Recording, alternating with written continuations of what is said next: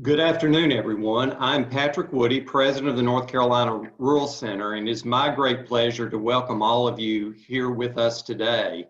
572 of you from across the state and some of you from around the country have signed up to join us for what we believe is a very interesting and critical presentation on rural economic development hubs.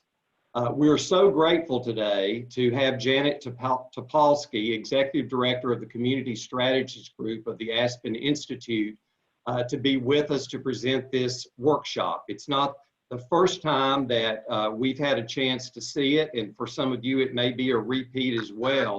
Janet was with us at the 2019 Rural Assembly last fall to a standing room only crowd to deliver this same presentation. We're delighted to have her back and delighted so many of you have joined us.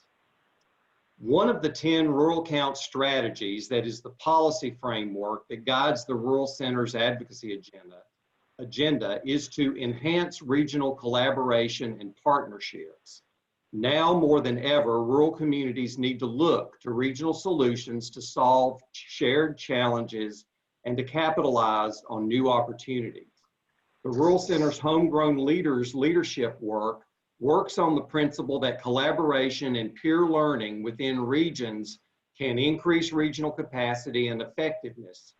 We will soon be recruiting for an online Homegrown Leaders East cohort that will begin this fall.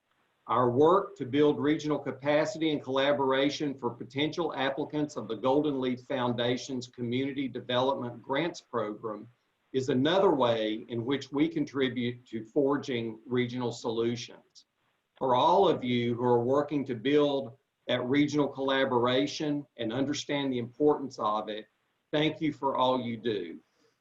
I'd now like to turn the mic over to Jason Gray, the Rural Center's Senior Fellow for Research and Policy, to make a few comments and to introduce our good friend Janet. Thank you, Patrick. Good afternoon, everyone. Miles, if we advance the slides, 2 slides, please. There we go. So it's a great pleasure to be with you all this afternoon, and I'm so grateful that you're willing to spend the time with us. It means a great deal to have a crowd like this.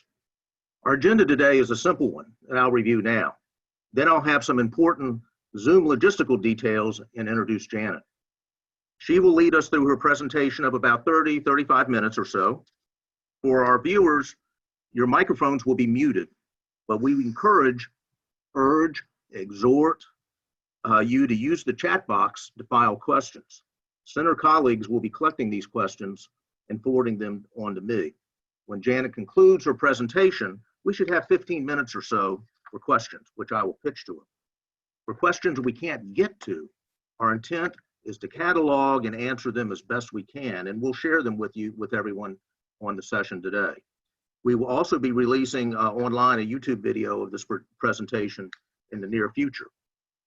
At 2:50, we'll conclude questions, and I'll review the discussion questions for the breakout session. We're also going to do a fun Zoom polling for each question to get a sense of the room before transitioning to the breakouts. Next slide, please. So I'm going to begin here by asking for some grace and understanding. I don't know how many people we have on right at the moment, but we had over 570 people register for this webinar. That's just an amazing number. But it has created some technical challenges for us as we learn to use this Zoom technology. So please be patient and bear with us. We ask that you place your questions in the chat box in your Zoom window. This will help us to select questions to ask Janet during the Q&A session. We're not going to have individuals asking individual questions. There's just too many of us. Next slide, please. Okay, here's where it gets interesting. Originally, we had 3 breakout rooms, 1 for each region, Eastern, Piedmont, and Western. Because of the anticipated large turnout, we've created 1 additional breakout room for each region, facilitated by my wonderful colleagues here at the center. But we've also just learned that there are a maximum of 200 people that can be spread out across the breakout rooms. So we're improvising. It's what we do well here at the center, and we have a solution. For the Piedmont folks, you have a simple task. Stay put. We are going to have your regional conversation here in this main space. Dare I call it a ballroom? It will likely be a larger group, so my colleagues, Bronwyn and Todd, will tag team to facilitate this multitude. For those going to the Eastern or Western region discussions, we ask that you do this, and this is where this screen comes in handy. If you look down at the bottom of your screen, and please do this maybe while Janet's doing her presentation or maybe even right now. If you go down to the bottom of your screen, down there, over there, and look at the participant icon, click on that, then you look down and you should see, likely by now, hundreds of names. Go to your name, click on rename, and then it'll pull up this box here, rename. You enter your name, preferably the name you used when you registered, but enter your name, and then put the region you want to be in, East or West. My esteemed colleague, Jenny Grant, will then be assigning folks into the rooms. So, and you'll get a confirmation box on this. Should you have any issues, please list it in the chat box and we'll do our best to get you where you need to be. Also, if you're in a region where your internet coverage is not, your broadband access is not fabulous, it might be helpful if you also turned off your video. And that way, that'll help the streaming a little bit. We have our breakout rooms for an hour, should your regional conversation take the full time. But we want the session to be natural and organic conversation of how the Rural Development Hub's framework looks for your region. So if your conversation runs its course in 30 or 45 minutes, that's perfectly fine. We'll end there and we're not going to gather back as a group. Now we're going to record both the main presentation of Janet's, and as I said, Janet's presentation we'll have up on YouTube in the near future, but we're also going to record the breakout sessions. But unlike the featured presentation, we're only recording the breakout conversations for purposes of writing up a summary and also cataloging all the questions that come in. So that's where we are on that. Next slide, please. All right, to our main event. I'm delighted to introduce Janet Topolsky to y'all. Janet is Executive Director of the Aspen Institute's Community Strategies Group, where since 1993, way back in the last century, she has helped rural and urban community leaders, organizations, and policymakers across the country find, create, and spread community and economic development strategies that work. She has become a nationally recognized specialist in peer learning techniques, family asset building, connecting low wealth places and populations of regional economic development and better livelihoods, and in community development philanthropy. Before she landed at the Aspen Institute, Janet worked as a development policy analyst and writer and communications director for the Corporation of Enterprise Development, now known as Prosperity Now, a mighty organization. While there, she edited the Entrepreneurial Economic Review. Prior to that, she was a special assistant to the director of the Michigan Department of Commerce and a youth policy advocate and organizer. In her spare time, which she doesn't have very much of, she unashamedly watches good television, concocts cheesecakes on demand, and joyfully sings alto every week for over 30 years in the world-renowned St. Augustine Gospel Choir. Janet, welcome back to North Carolina. Now over to you. Thank you, Jason. And Miles, if you advance the slide, that would be great. Here I am. I'm Janet Topolsky, and I do sing in the choir, although right now no one's singing in any choirs because of COVID-19.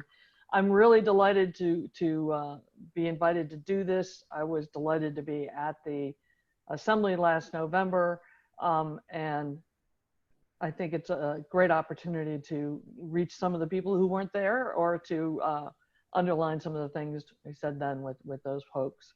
So with new folks. So I do want to say though that I'm sitting in my remote office, which is in Washington, D.C. at my dining room table. And I do want to establish a little bit of North Carolina rural street cred before we start.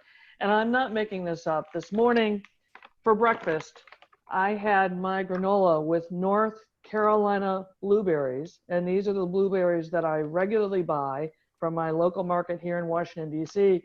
And they come from Faison in Duplin County. So I just want you to know I fortified myself for this conversation by eating North Carolina blueberries. I hope that helps people listen more closely. What if it doesn't? Too bad. Let's move it on, Miles, and let me get started.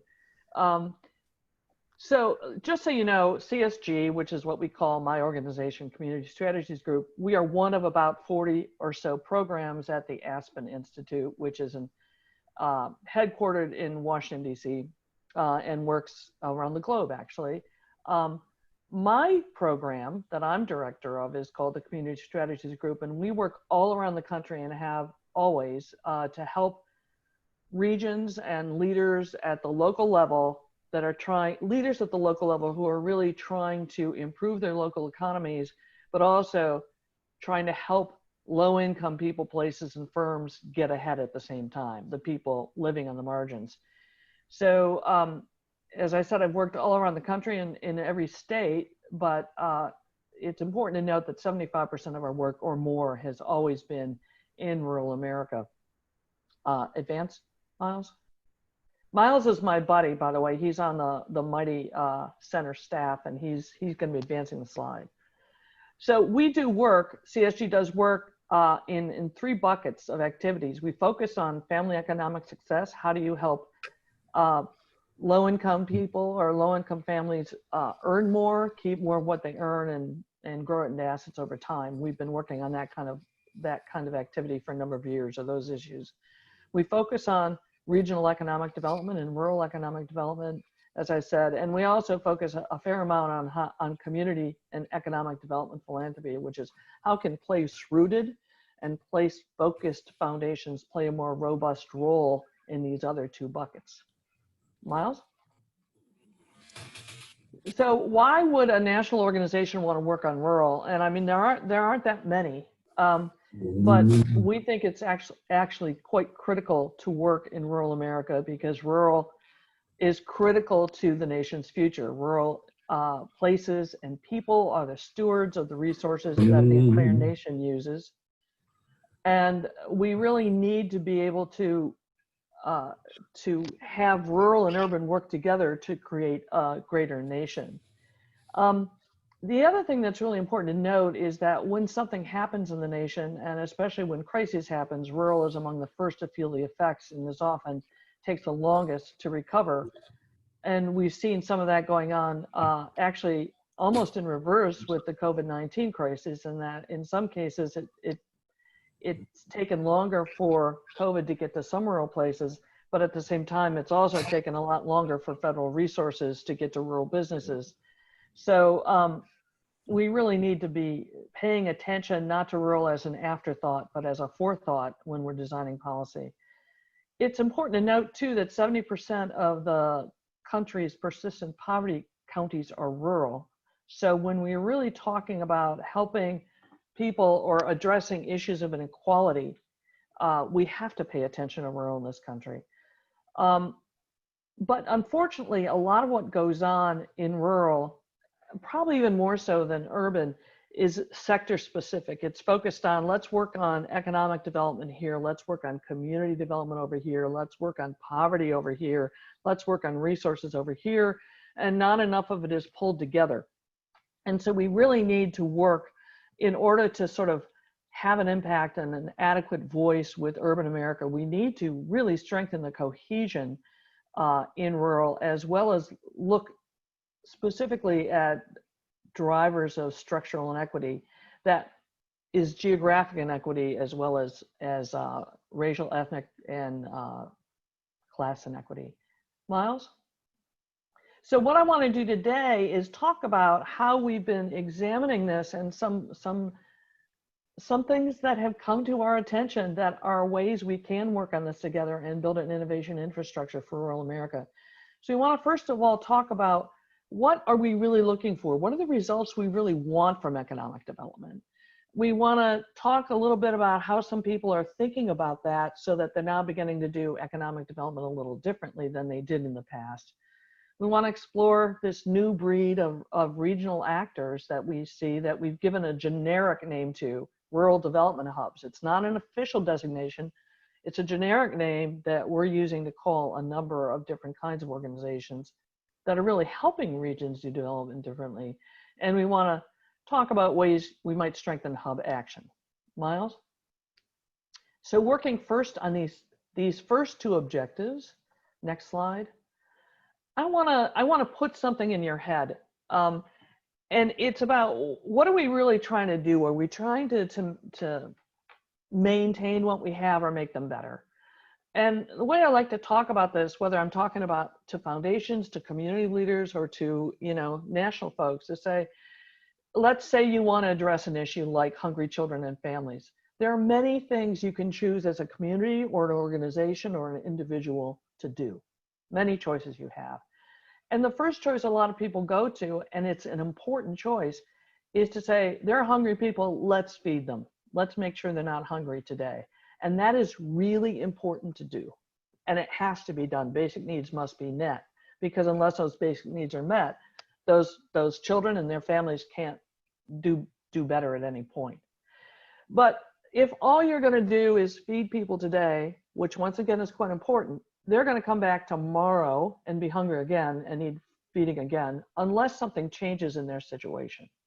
Now, outside of crises like the kinds we have right now with COVID-19, if we were back to normal or a new normal, in order for those people not to come back tomorrow, their financial situation has to improve, or maybe other parts of their situation. So if you think about, well, children are hungry because their parents are hungry, or their caretakers are hungry.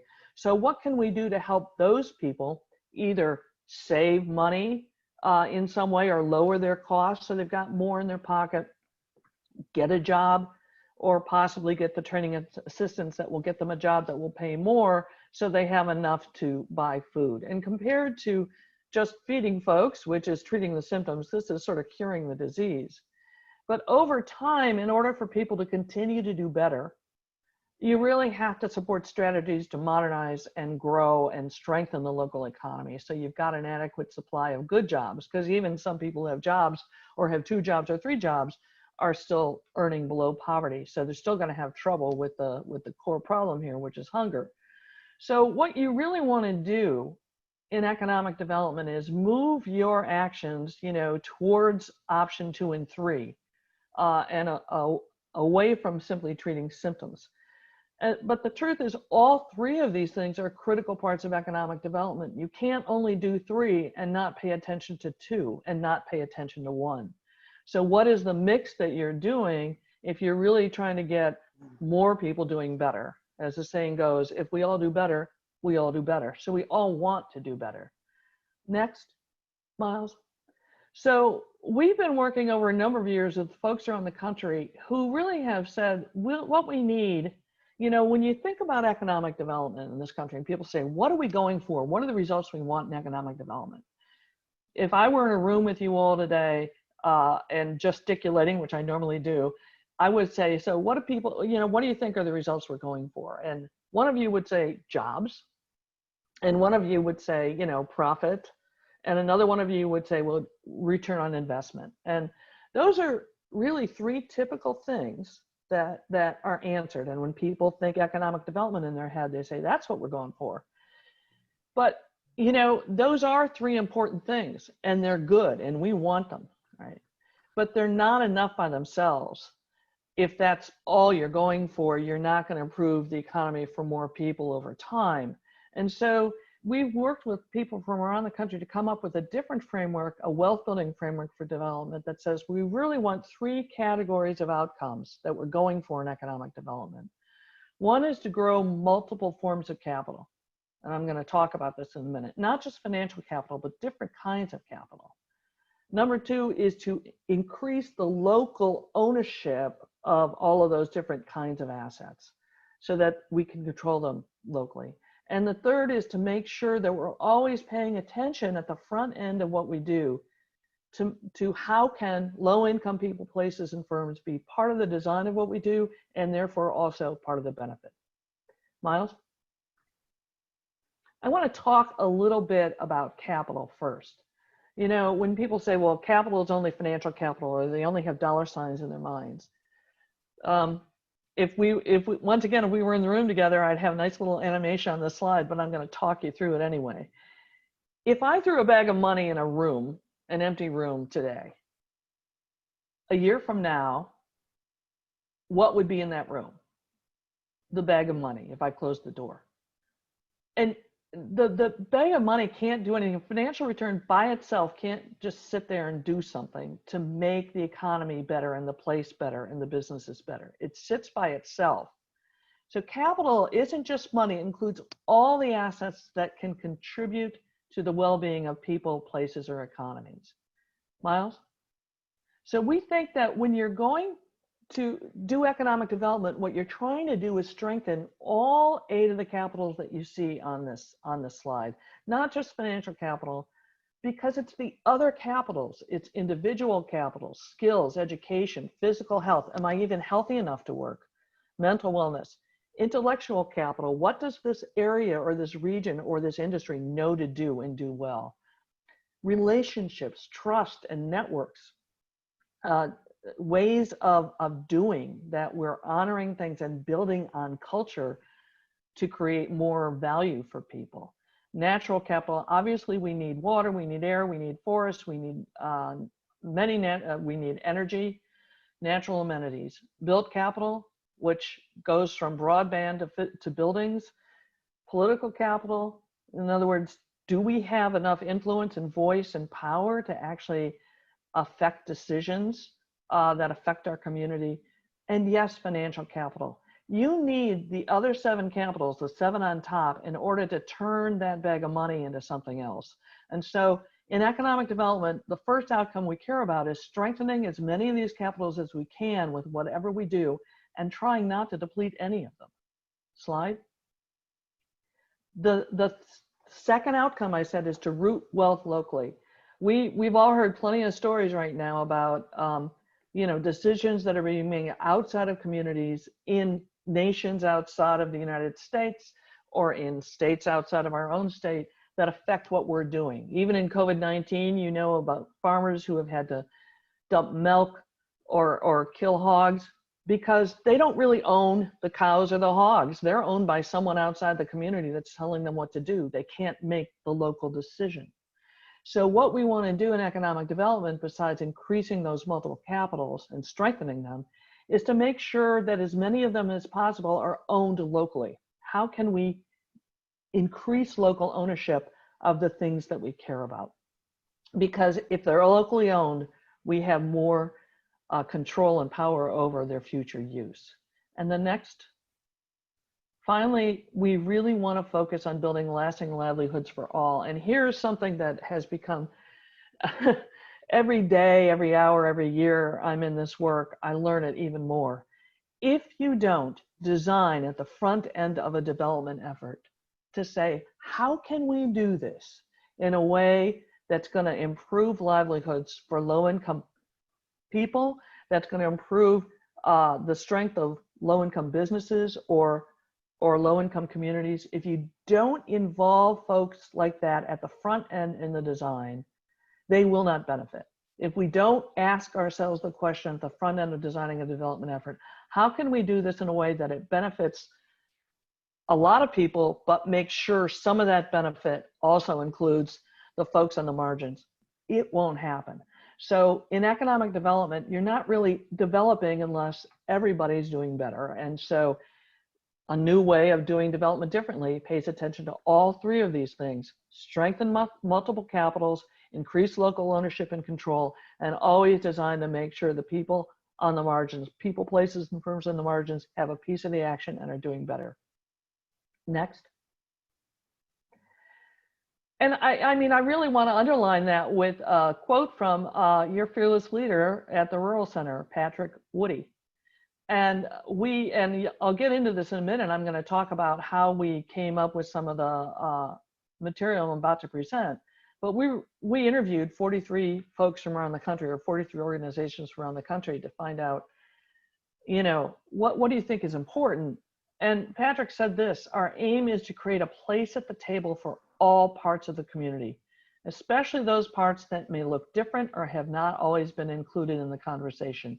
Inclusion cannot happen on its own. So he's underlining the point I just made. It has to be an intentional part of any economic development or community development strategy.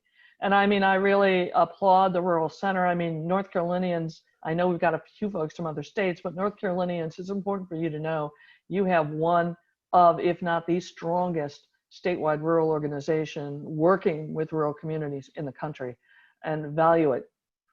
So that's my little plug. No one made me say that. So the bottom line here is, doing economic development differently means place-rooted organizations need to mobilize the full range of assets, all of those capitals that I talked about, to build prosperous and inclusive regions. Now there are challenges. And Miles, let's get the challenge slide up there. The challenges are, it is hard in rural places to do this all alone as one organization.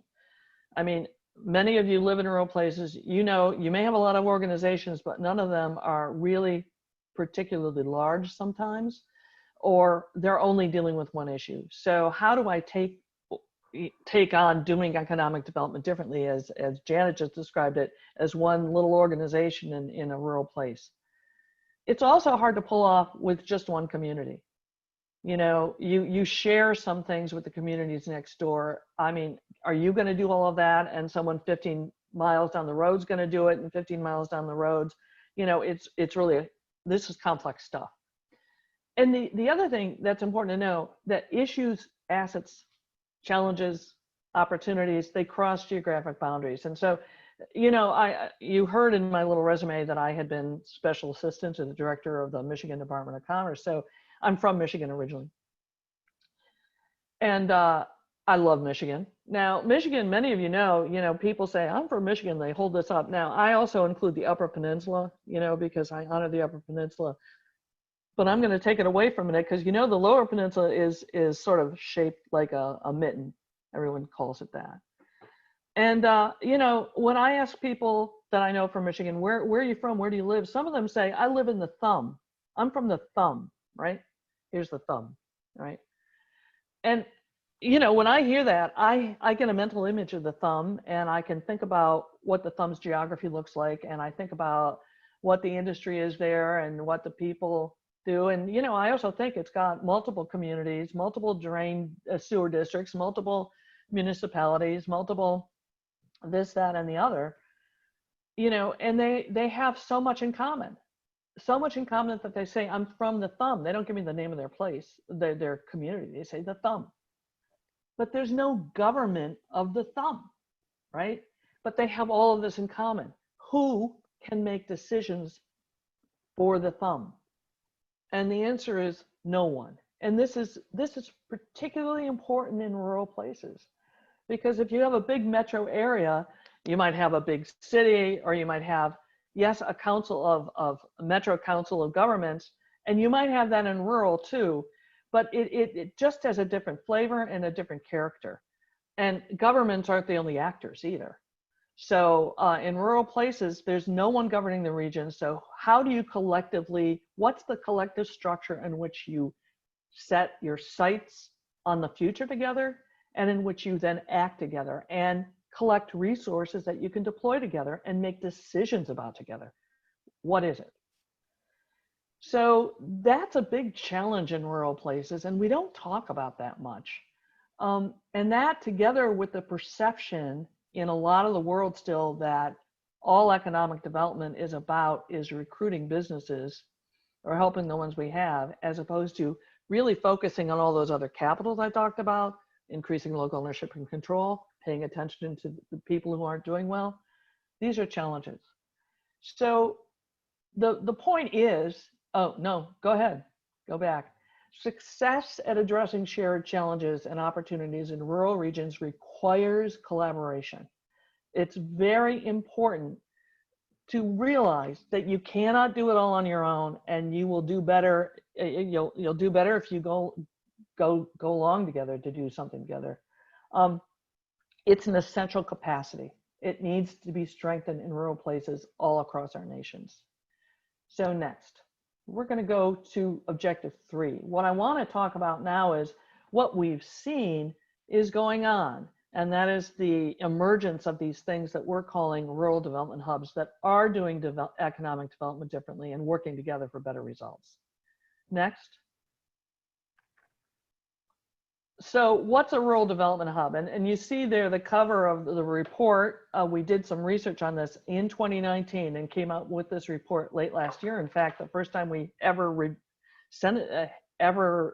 released it was at your assembly.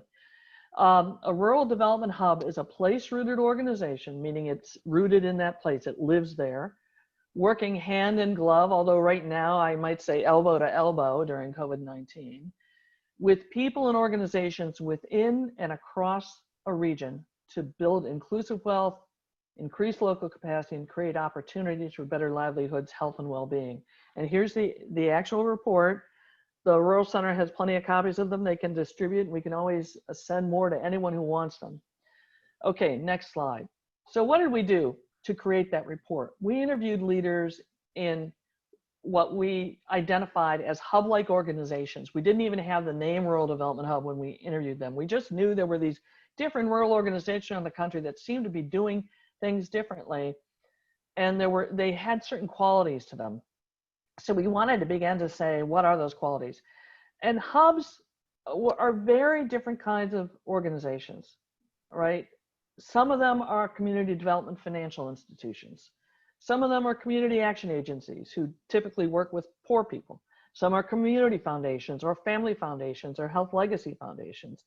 Some are statewide rural organizations like the Rural Center, which we would consider a rural hub. Community colleges. Some are social enterprises. Some are unicorn organizations, means they're just sort of nonprofits that exist. They don't fall into any of the other categories. But we knew there were lots of them out there. We knew who some of them were, and we built a list that had a lot of geographic spread, different kinds of economies, different kind of rural from around the country. And we called them and asked them, how do you think about your work? What challenges you, and what would help you do more and better? So, next slide. What sets rural development hubs apart? And now we get to, so what did we discover, right? And we discovered the gritty dozen, meaning it's the true grit of these organizations. They think and work region, right? They do not think just about my community. They look around them and say, we got to think about the whole place because we won't do better unless the region does better. And they don't just think it, they assemble the region for discovery and dialogue. The question I had earlier, there's no government of the region, who brings them together? You know, are you going to sit and wait for someone else to call the meeting, or are you going to call the meeting yourself? And hubs tend to call the meeting themselves if there's a critical issue in the region that no one else is acting on, that doesn't fall under someone's bailiwick, and they just say, well, let's do it, right? The Nike thing, let's do it. They are of their region, they know their region, and they build trust in their region. In other words, they have relationships, and they're constantly trying to build those relationships. And they take the long view. They're not just thinking about how are we going to get through this year. They're trying to think ahead, is what's our issue going to be 5 years from now, and how can we get ready for it now?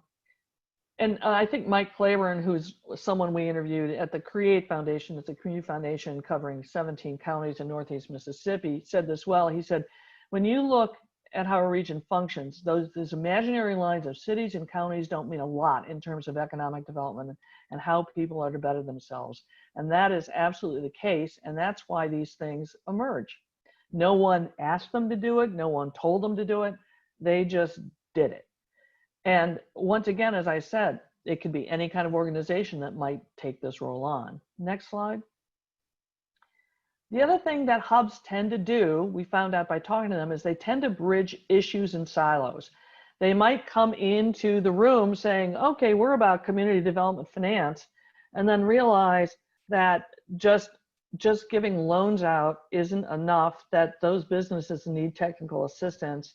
And then they realize maybe those businesses need workers, and so they form a partnership with a community college, or maybe those businesses need this, that, and the other.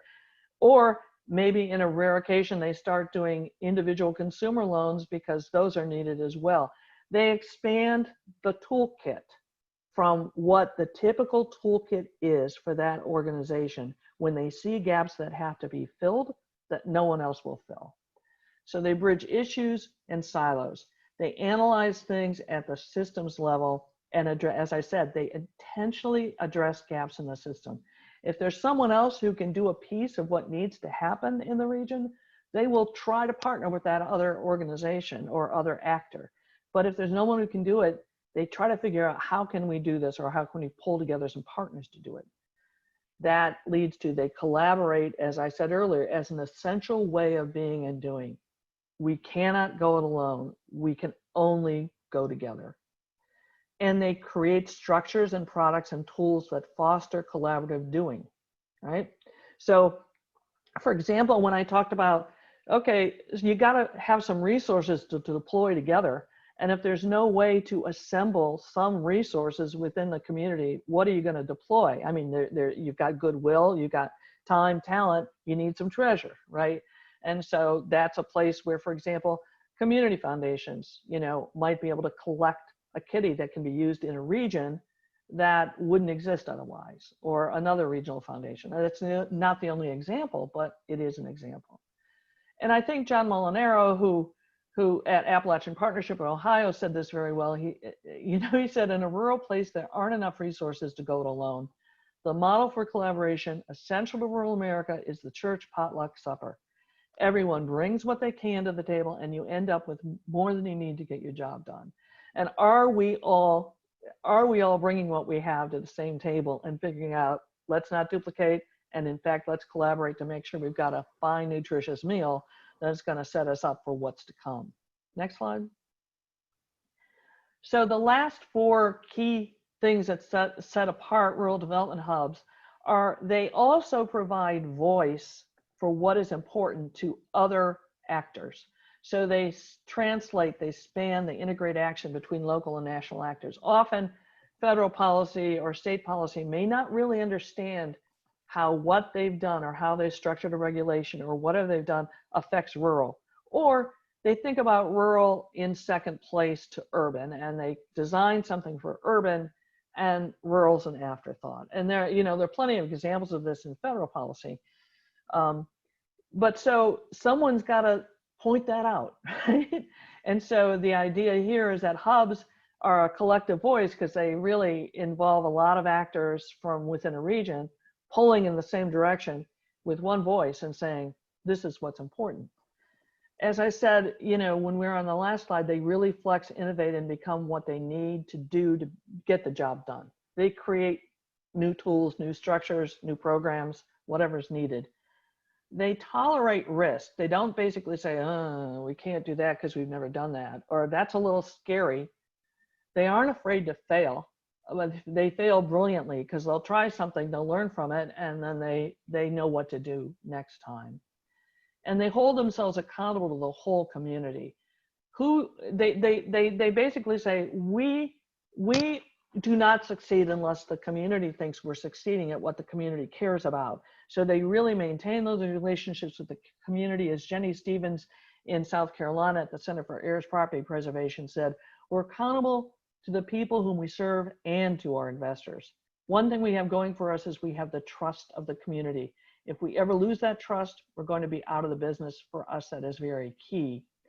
And what this requires is really staying in touch with the people on the ground, not just to tell them what you're doing, but to hear from them what the issues are and to get buy-in for what you're doing, and then delivering on it and being honest about what's happened and what hasn't happened so that you can build stronger together going forward.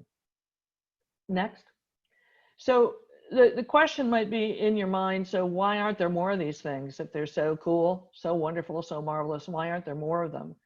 I mean, I think I already answered this question partly by saying no one asks anybody to be a hub. It's not it is a generic term. It is not a formal appellation for anything.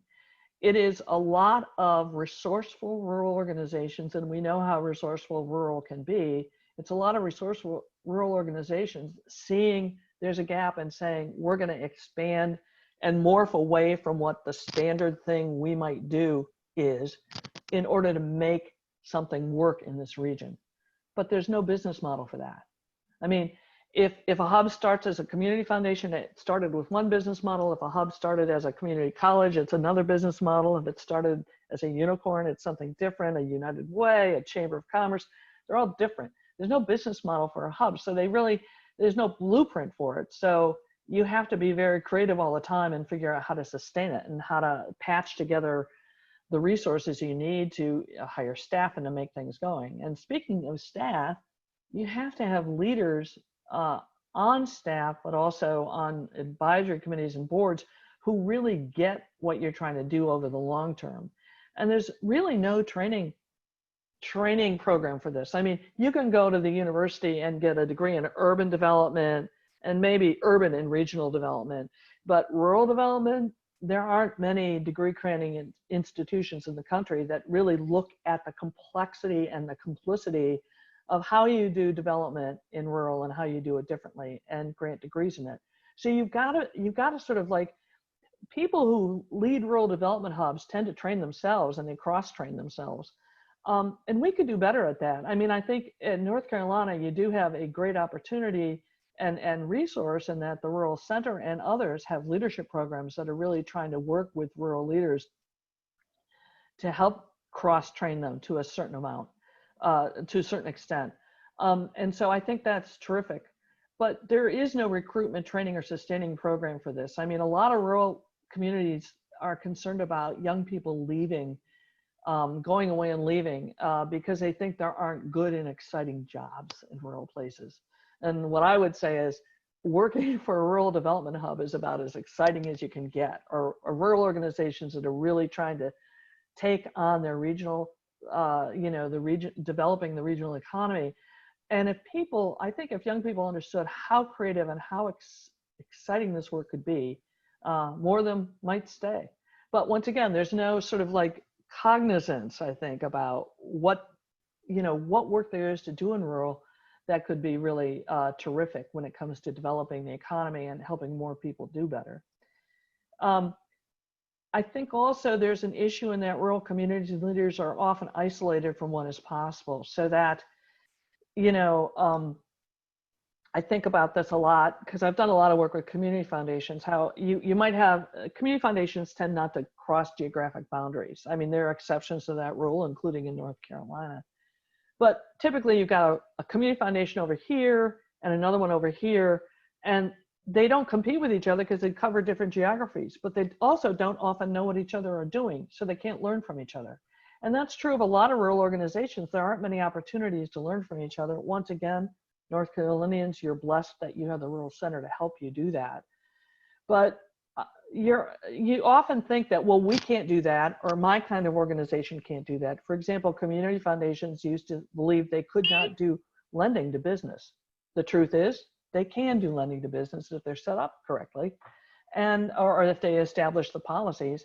And so now in this country, we've got a really interesting learning curve going on with community foundations and how they can invest more of their resources directly in the communities where they live. But at first, they didn't think they could. So often rural organizations and regions are isolated from each other. They feel competitive. They don't learn from each other. And we really need to sort of get over that and start learning from our peers. It is also true that some communities resist change, and sometimes that's an initial obstacle that you have to work at. We also know that racism, discrimination, poverty, and power inequity impede hub development. It's a critical issue. And, I'll say this at some point, I'm going to say it now, that a lot of people think they don't understand the diversity of rural America. And 20% of rural America is people of color at present.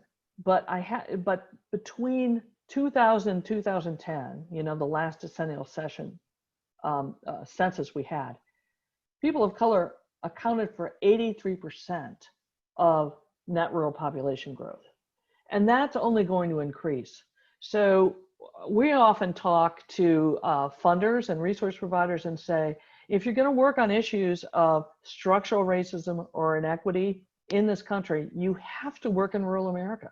It's critical that you work in rural America. So another reason that hubs aren't stronger is there is no, funding stream for them. I mean, every organization in rural, not just hubs, but is really trying to say, where can I get some funding for this or funding for that? Apply for this federal loan, this state money, charitable gifts. And so the leaders of these organizations have to constantly be cobbling together enough money to keep the organization running, when the leaders of these organizations are often the most creative people trying to figure out how do we develop the economy and help more people get ahead. And that's a real tough challenge for those leaders. And also there have been reduced federal funding streams in recent years, and that's affected a lot of rural organizations around the country as well as communities. COVID-19 is only going to make this a lot worse, because there have been a lot of tax bases that have been eroded by the current crisis, especially sales tax bases. And so we're going to have a lot of state and local governments that are pretty strapped in the near term for sure. So next slide. I want to talk now a little bit about ways to strengthen hubs and hub action. Next, Miles. There are really 10 routes. When we talk to these 43 hubs around the country, we said, what can be done to strengthen hubs, or maybe strengthen ones that exist, develop more, or have more organizations be a little more hub-like, right? And they fell into 3 categories. The first thing is, we really need to work together. Rural people and people who care about rural need to work together to shift mindsets in the country about rural America, right? And what it is, that get that sort of all, rural America is agriculture, is sort of like a lot of people in urban America still think that's all rural America is. Agriculture, very important, but only 5% of the rural workforce in this country work in agriculture. More work in manufacturing. And that little factoid always turns people's heads around when I say it. So we really need people to understand rural America. That I would say that's rural cultural competency. Who lives there? It's getting more diverse. It has diversity of industry base. Different people live in different places, et cetera, et cetera. They steward our resources.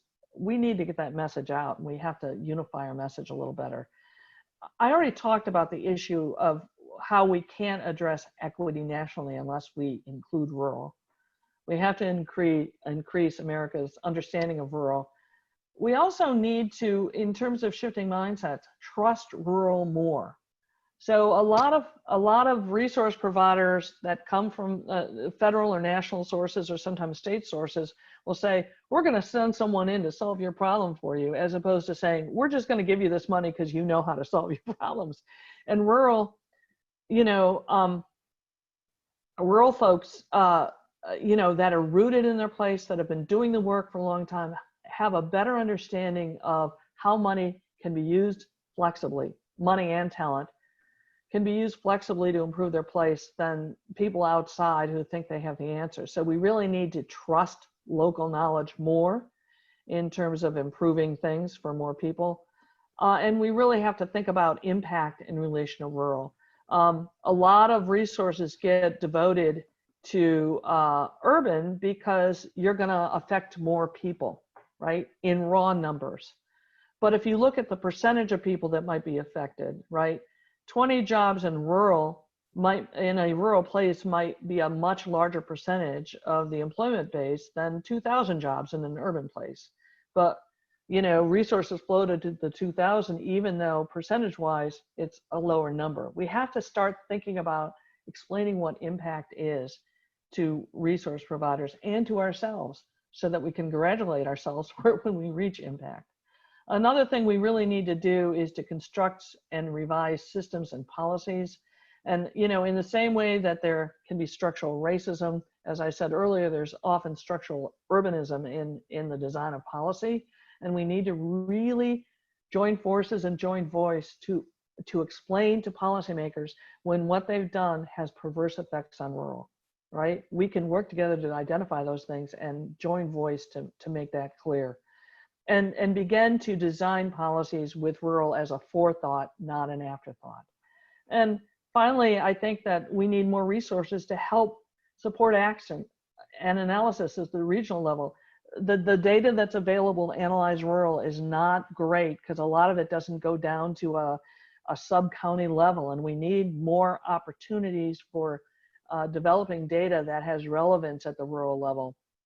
We need more peer learning, as I talked about, which you have some wealth of with the Rural Center as a hub for you, but there still could be more.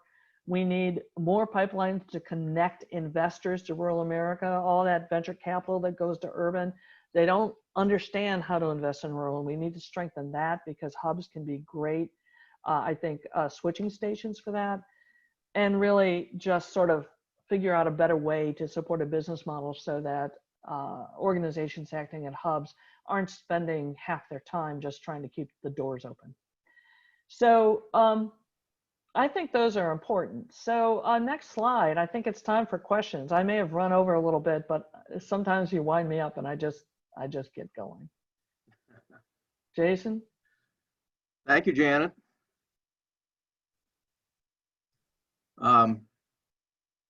If I can I be heard here? I want to make sure that I can hear you. okay, all right.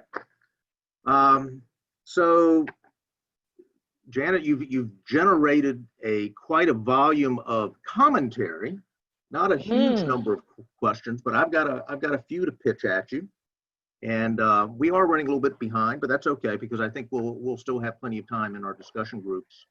Jason, before you do that, can I just say, I did see one chat pop up. I want to make sure I made this clear. It's 21% of rural are people of color, but they're 83% of the net growth in rural between 2000 and 2010 were people of color. So people of color are responsible for 83% of rural growth, net rural growth. Yeah. From Can we have the next slide, please, Miles? Okay. So next one after that. Okay. So we're going to take some questions. Keep going, Miles. We're going to take a few questions. We are running a bit behind, but that's okay because I think this has been a great presentation, and I think we'll still have plenty of time in our breakout groups to unpack what this means locally or within your region. So I've got some questions I've been culling from I've seen in the chat room, and I'm going to start from the bottom from one that comes from a Rural Center board member, Dennis Trax, whose question I just saw flash up. Is that so? What does this mean for growing entrepreneurs in rural North Carolina? How do we can't have a local ownership anchor. We don't have entrepreneurs. What are you seeing nationally for the cutting edge of entrepreneurship development? Okay, so I think the way you put that, you're saying local entrepreneurship is a way of growing local ownership, and that's true. I think what I see going on is folks developing, and I'm going to use the term that I hear them say, an entrepreneurship ecosystem, right? And that what that means is that, there are a lot of people who might have ideas to start businesses, but they have different starting points. Some people are running a business out of their garage, or their home, and they have no idea how to get formal, or nor do they even think they could. Some people are, IT whizzes that know how to do everything, so you have everything in between. And I think when you look at the practices, I think of some of the community development financial institutions that have been servicing rural areas and have gotten quite creative, have done some really interesting things. Let me give you one example. Northern Initiatives in the Upper Peninsula of Michigan covers the UP as well as part of the Upper Lower Peninsula and some places in Wisconsin. And they do a lot of small loans to small businesses across that very vast rural region. And they were having trouble because they couldn't maintain a relationship. First of all, they realized the businesses needed more than a loan. Some of them needed to learn how to do cash flow. Some of them needed to understand how to set up a website. Some of them needed, just coaching on, planning their inventory. I mean, there were all kinds of things. So they started trying to coach these businesses because they made loans to them. So they want those loans to be good and paid back so they can continue to revolve it into other businesses. And they have this vast geography. So what they did is they then developed a tool that allowed them to coach everyone remotely. And they did this long time ago, like they started this like 5 years ago. And they developed little videos to help the business owners watch the video first and then have questions so that they were upskilling every entrepreneur just remotely on video, and then spending their one-on-one time really addressing the specific issues of that business. So what I'm trying to tell you is you need all of these things in an entrepreneurial ecosystem. You need definitely different kinds of capital, depending on what the business needs, but you also need different kinds of assistance, and you need it to be convenient and available and not off-putting for different kinds of entrepreneurs. So I really think that, once again, that's a systems view. What that CDFI did in Northern Michigan is take a view of the whole system. We're not just going to be about transacting loans. We're going to be about transforming the system by which entrepreneurs can build a larger business. Good question. Good question. The questions are now rolling in, many of which we're going to have to answer in the follow-up document we'll do. One topic for which there was a fair amount of commentary on in the chat, not a direct question, but I think it's an important one, is that in North Carolina, we have regional councils of governments. They're not a regional government, but they are a collaboration, an organization that is supporting local governments in their region, and they vary a bit from across the state, but a number of them are performing important collaboration kind of roles, particularly now in an age of the pandemic when fiscal resources are going to be constricted for local governments. Do you see any role there that these 5-7 county areas can play to help be a force for good in their regions? Yeah, I think councils of governments could be great. And the thing is, you're fortunate in North Carolina to have them organized in rural regions, because that's not true in every state. As I said, I get around. So I think they're a terrific starting point. The question I would have for the councils of governments is, are they enough? And can they be a rallying point to pull more of the actors in that region together? And maybe some of them do, so I'm not in any way saying they're not, because maybe they are. But I would say government's not enough. Yeah. Especially, even if you have a council of governments, you still don't have common tax revenue you can deploy together, right? And so how do you look at, what do we need to do in our region, and who else can we get in the room to figure out which way are we headed together? And what can the cog itself do, but who are the other players who need to be in there, and what role are they going to play, and where are the gaps, and how can we work together on the system? So I would say to the cogs, look at those things that set rural development hubs apart. That gritty dozen I put forward, and it's in the report too, and think about, what are we doing of those 12 things, and what aren't we doing? And should we take on more of those 12 things, or do we have partners in the region that can do, some of those things? So that's what I would say. I think it's great if you've got that kind of structure to start with. Okay. You might want to run with it. Okay, I'm going to ask one more question, and then I promise everyone all the questions that have been pouring in. Janet and I are going to have another session sometime in the near future where we're going to pour through these, and we will pick her fine mind for more answers. And who asked them, right? So we can get back to the right person. I'm going to post them. It's going to go out in a document that'll go out to everyone who is registered. Great. But before I ask this last question, I want to remind everyone again to go into the participant box down at the bottom and rename yourself if you haven't, so that when Jenny Granite here at the center transfers you all into the breakout rooms, you all get magically transported. So my last question is this, and this comes from someone here in North Carolina who asks, you mentioned that you would talk to the Rural Center in your report, and the Rural Center is a representative of sort of a statewide organization. Do you have another example from North Carolina that you think exemplifies a strong regional rural development hub organization? Yeah, I would say the Industrial Commons out in Western North Carolina. That's been, and this is sort of an interesting one because it's an example of, I would say, a social enterprise that's acting as a rural development hub in, starting from an industry sector and social enterprise. So Industrial Commons has worked with small textile industries or businesses in Western North Carolina and knit them together so that these small firms working together can produce goods and services for larger orders that no one of them could handle alone. But along the way, they're working together to figure out how they can be net zero, meaning reduce what's the word I want?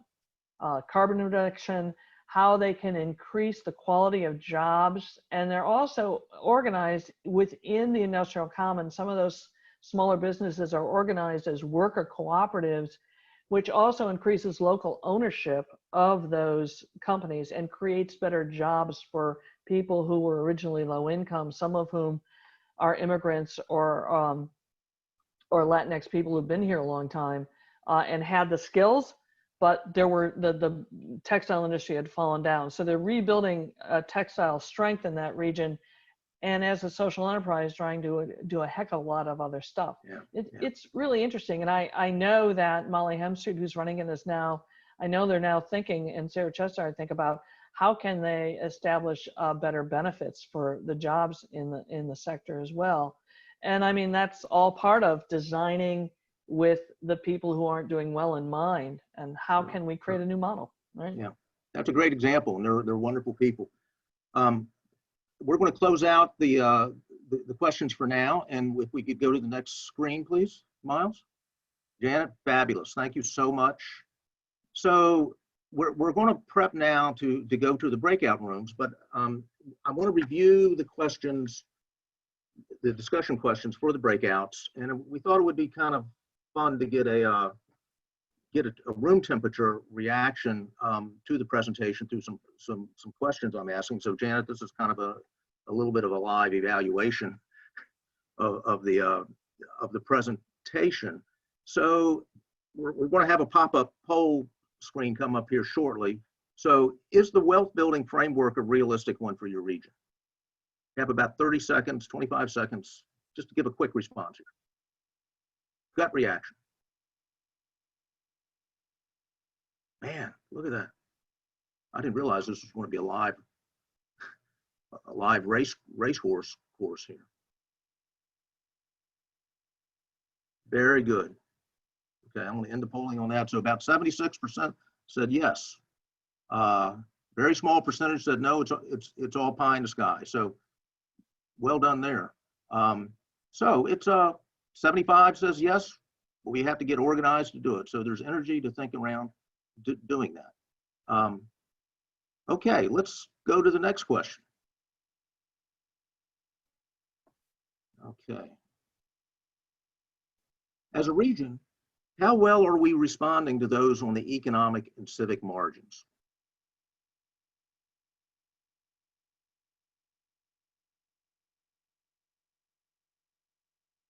Right now, we've got 65, 66 saying that we are systemically broken in a lot of ways, and we've got to make some big efforts. 34% saying we need to make some improvements. Only 2% says we've already done all we can. That's a very interesting reaction and an encouraging reaction. Okay, Miles, can we go to the next question?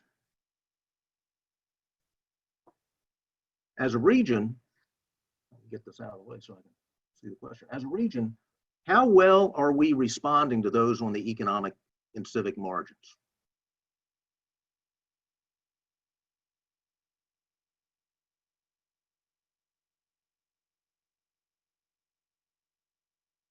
Miles, I think we need to advance the slide, please.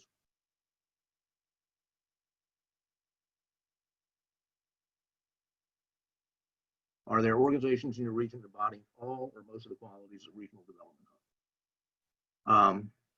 So the vast majority, 75%, said we have a few organizations that have some of the qualities of regional development hubs. Only 5% said they have none whatsoever. 20% said we have a small number that have most of the qualities. It will be interesting to see the regional breakout on that one. Okay, next slide.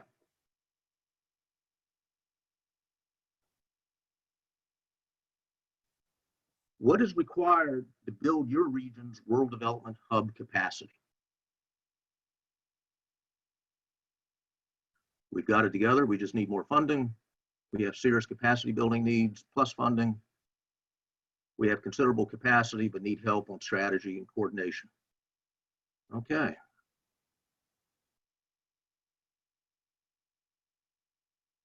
So we have both serious capacity building needs plus funding needs.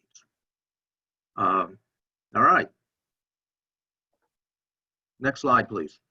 Very good. That's an interesting reaction. Finally, and I think this is the last one, can the Rural Development Hub's wealth building framework we heard from Aspen help recruit and build a wider circle of rural development practitioners and leaders?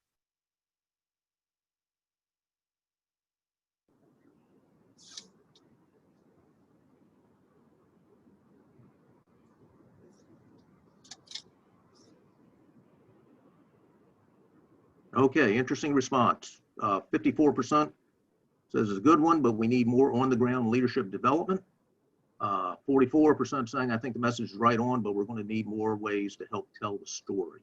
That's interesting. So we need both to get this presentation and maybe some other ways of telling this story out in the field, but we're also going to need to continue with considerable on the ground leadership development work. Thank you everyone for that quick response.